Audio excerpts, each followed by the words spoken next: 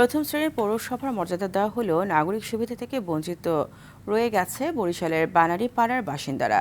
৩ বর্গ কিলোমিটার আয়তনের পৌরসভার ৯ ওয়ার্ডের বেশিরভাগ সড়ক চলাচলের অনুপযোগী। খানাখন্দে ভরা এই সড়কগুলোতে চলাচল করতে গিয়ে প্রতিদিনই দুর্ঘটনার শিকার হচ্ছে স্কুল কলেজের শিক্ষার্থী, রোগী ও সাধারণ মানুষ। বরিশাল প্রতিনিধি আলী জসিমের তথ্যচিত্রে জানাচ্ছেন আবরার মাহি।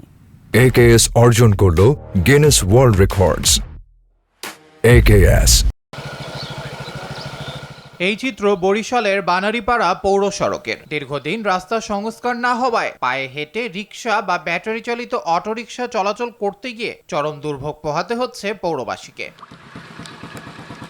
তাদের অভিযোগ, পৌর এলাকার রাস্তার চেয়ে গ্রামের রাস্তার অবস্থা অনেকটাই ভালো। সড়কের বেহাল অবস্থার কারণে সবচেয়ে বেশি দুর্ভোগ পোহাতে হচ্ছে কোমলমতি শিক্ষার্থীদের। রাস্তাঘাটের অবস্থা খুবই খারাপ। বাচ্চা কাছে স্কুলে গেলে আনতে যাওয়া অনেক কষ্ট। আমরা স্কুলে যাই, এখান দিয়ে গেলে আমাদের অনেক একটা ভূগন্ধিতে পড়ে, মানে ড্রেস মেরেস নষ্ট হয়ে যায়। রোগী নিয়ে আসি আমরা মেডিকেল, খুব কষ্ট হয়। আমরা সবচেয়ে কষ্টে আছি।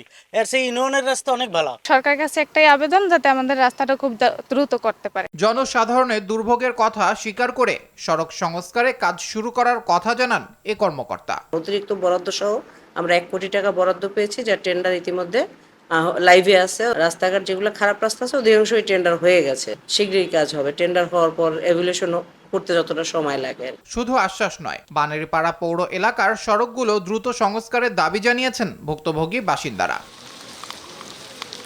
আবরার মাহি, RTV।